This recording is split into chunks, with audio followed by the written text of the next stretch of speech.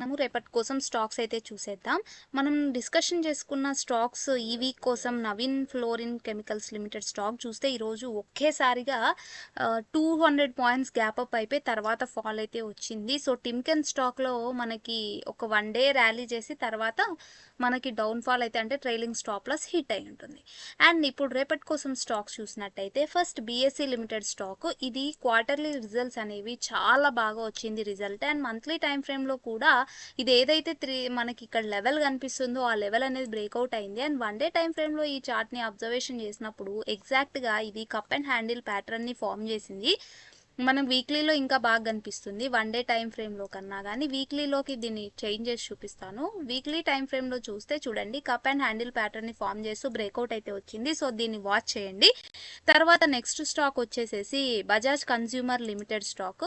ఈ స్టాక్ని అబ్జర్వేషన్ చేస్తే మనకి మంత్లీ టైం ఫ్రేమ్లో ఎగ్జాక్ట్గా ఈ లెవెల్ అనేది మనకి జూన్ 2019 లెవెల్ ఏదైతే ఉందో ఆ లెవెల్ బ్రేక్అవుట్ అవుతూ మనకి క్యాండిల్ క్లోజింగ్ అయితే అయ్యింది. సో ఇక్కడ నుంచి అబోవ్ ఏదైతే హై ఉందో అక్కడి వరకు మొమెంటం చేసే ఛాన్స్ ఉంటుంది. ఈ స్టాక్ రోజుకి 7 పాయింట్స్ 10 పాయింట్స్ మొమెంటం వస్తూ స్లోగా మూవ్ అవుతూ ఉంటుంది. సో బజాజ్ కన్స్యూమర్ స్టాక్ని కూడా యాడ్ చేసుకోండి. ఇవన్నీ కూడా లెర్నింగ్ అండ్ ఎడ్యుకేషన్ పర్పస్ కోసం మాత్రమే, మీరు కూడా అనాలిసిస్ చేసుకొని ఎంటర్ తీసుకోవాల్సి ఉంటుంది. సో నెక్స్ట్ స్టాక్ చూసినట్టయితే టీఎంబీ స్టాక్. టీఎంబీ అనేది ఈ స్టాక్ కూడా మంత్లీ టైం ఫ్రేమ్లో అబ్జర్వేషన్ చేస్తే ఎగ్జాక్ట్గా ఇది 2023 సెప్టెంబర్లో ఉన్న లెవెల్ బ్రేక్అవుట్ అవుతూ మనకి లిస్టింగ్ అయినప్పటి నుంచి కూడా ఫ్రెష్ బ్రేక్అవుట్ వచ్చింది ఈ స్టాక్లో. సో ఇది కూడా మంచి మూమెంటం అండ్ ర్యాలీ చేసే ఛాన్స్ ఉంటుంది.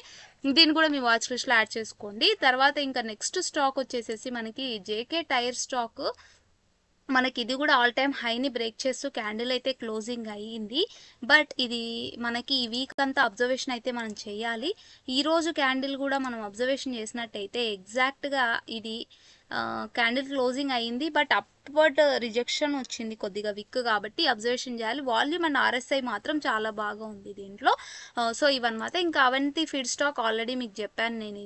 ఇది కూడా all time high breakout, multi year breakout stock. ఇది కూడా మనం మంత్లీ టైం ఫ్రేమ్లో ఈ చార్ట్ని కూడా అబ్జర్వేషన్ చేసినట్టయితే ఎగ్జాక్ట్గా మనకి 2018లో ఉన్న లెవెల్ అనేది బ్రేక్అవుట్ అవుతూ మనకి క్లోజ్ అయ్యింది. సో మీరు చూస్తున్నారు వాల్యూమ్ ఈ మంత్ ఎంత వాల్యూమ్ జనరేట్ అయిపోయిందో. సో ఇలాంటి స్టాక్స్ అన్ని కూడా మీరు ఫైండ్ అవుట్ చేయాలి అంటే ఈటీ మనీ వెబ్సైట్ ఉంటుంది, దాంట్లో మీరు అబ్జర్వేషన్ చేసినట్టయితే చాలా బాగా మీకు సెక్టార్ వైజ్గా మనకి సెక్టార్ వైజ్గా స్టాక్స్ ఏమున్నాయి, ఆ రోజు ఎంత పర్ఫామ్ చేశాయి, ఏ స్టాక్స్ మనకి గెయినర్స్గా ఉన్నాయి అన్నీ కూడా చూపిస్తాయి. సో ఈ స్టాక్స్ కాకుండా మీరు ఏమైనా స్పెషల్గా వేరే స్టాక్స్ ఫైండ్ అవుట్ చేస్తుంటే కామెంట్స్లో తప్పకుండా చెప్పండి. Thank you so much for watching my video.